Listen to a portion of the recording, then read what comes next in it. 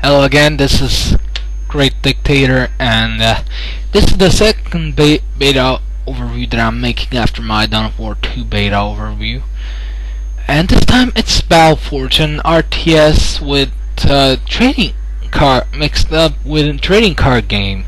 Now, do you believe it or not, this is sort of unique, but at this point of the beta, after each patch we receive points with which we spend on cards, and I ain't sure if that's the system that will still be once the game is actually released. But now that we got that out of the way, let's talk about the game.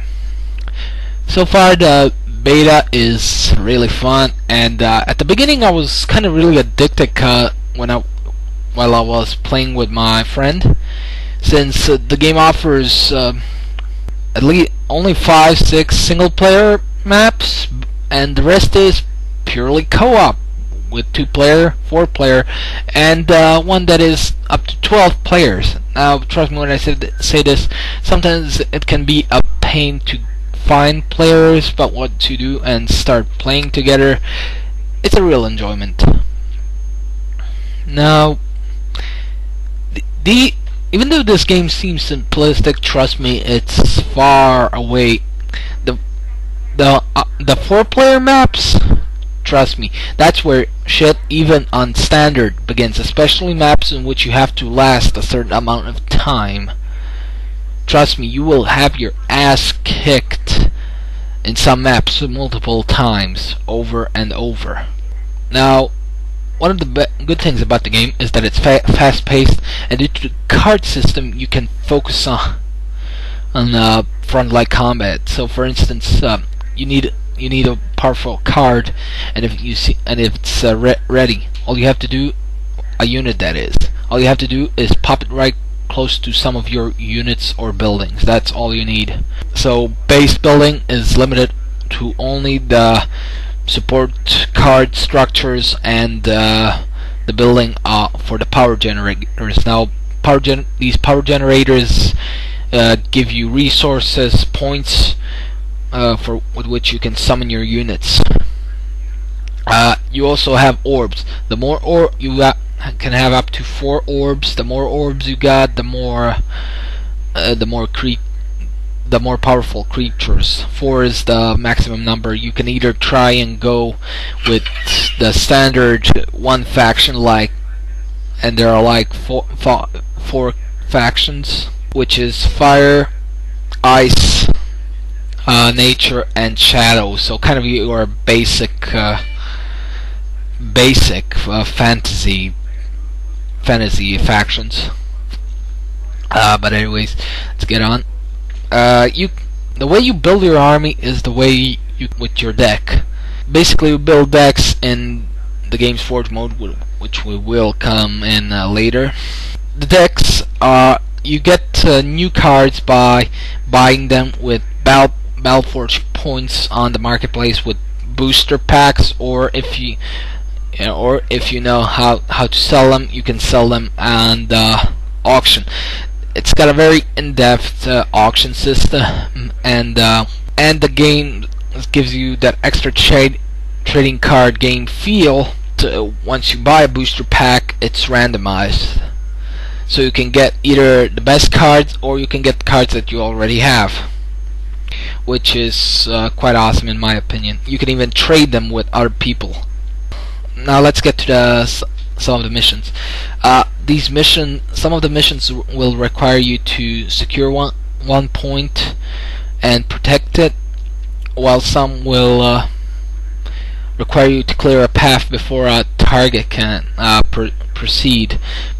And most of the time you'll be under a time constraint, so you really have to be quick in this game, and as well co-op, especially in the missions with 4-player, is where you have to survive. Trust me, they will send endless waves at you.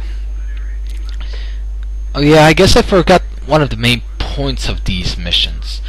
All the missions are tied together in by one huge story line, which is in the land of Lear, or something like that. And basically, if I understand this well, this land everybody has moved to underground, and while they were underground, some kind of virus or infection spread on the top land and infected all sorts of creatures, and they're now being transformed into these vile things. I can't describe them, but this is the good part. Where I failed to describe it all, they also got what I was hoping for, an encyclopedia sort of thing. So basically, you can check the background of all the units, the background of the story.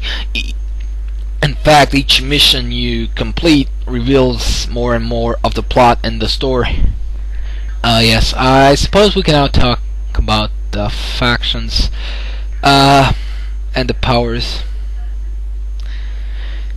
The factions are, like I mentioned, Fire, Frost, Shadow, and Nature. Now, my favorite is the Frost, since they mostly focus on defense and have this sort of imperialistic vibe to them. I quite like them. If you want to have a player, if you need in a map where you need to defend, they're the best ones to go. They got the best towers in the entire game. They're also, in my opinion, mostly ground-based, and some of their stronger tier 3 units have a resemblance of literal walking buildings. Now let's go to the Fire. Their pure name means that they're aggressive, that they're strong, that their spells are damage-based, aggressive, and well, they're pretty much the guys that you want to be the spearhead of an attack. Now the Nature are more your supporters. They're the healers. They're the guys who patch up your guys after a hefty fight. And then we got the Shadow, or as I like to call them, the emo faction. Quite honestly, for most spells, even the spells that the units have, they require some sort of sacrifice, no matter if it's sacrificing your unit or sacrificing health. Heck, even one big unit that if he reaches full health, he will explode. No matter, and he will damage, and most of their attacks damage both your units, and both the enemy units and your units. That's the most hardest faction I have a hard time figuring where they belong into, besides cannon fodder. Now the powers can turn the tide of any fight. If your opponent seems overpowered, just put down a cold snap, which basically freezes all the enemies in it, and bam. Or how about a meteor shower? Or there's all sorts of spells. I really have to give them that. They were really creative with most of the spells and powers. The graphics, I do have to admit, while they're not exactly the best graphics, they do a very decent job. They're very colorful, very well detailed. Units are creative. What else? One of the nice little touches I found in the game was that the trees, depending on where some very strong explosive spell hits, the trees will move in that direction. Each unit has a certain personality to them. The game, basically, the game's art style. I love the game's art style, especially on the cards where they show off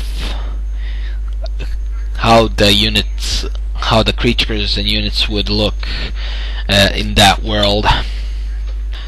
Yes, another nice little detail to the graphics department. The graphics part of the game is that whenever you pop in a new unit close to a existing squad, then they do like a little cheer animation. They're very happy. And oh yes, the forge. Now basically what the forge is like a sandbox place. You can, all the cards you have, you can use them there. I basically call it the epic battle simulator. I basically like to make all these little epic battles mostly between frost and fire. It's very fun.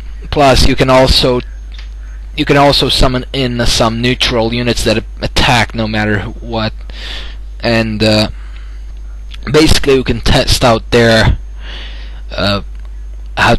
what magic to use, what tactics to use, which unit is better than the other in certain situations. So yeah, the forge is really great for creating some battles. I made one that I call the bug battle. Well, basically, I just sometimes you will spend most of your time there just because it's purely fun to create these little battles. Epic battles are epic. Like I said, I like the Frost mostly because of their imperialistic look. Not to mention they've got this like big ass ship that has these two gigantic cannons on them. The unit designs are definitely creative and very fun to look at. Well, for me, BattleForge is fun. It's something new. It's fast-paced, kind of like Guerrilla Free, but totally different, totally new. And I would definitely suggest checking out the beta before you judge this game by any means. Just try it out and see if you have fun or not. I definitely recommend the 2-4 player cooperative missions, because this game is definitely made for co-op, because it has sort of a MMO vibe to it. It also supports PvP, but I'm not that much of a PvP person. At least not in one-on-ones. But anyways, I find this game to be enjoyable and very fun. So I definitely recommend to the rest of you out there to try it out. See you guys.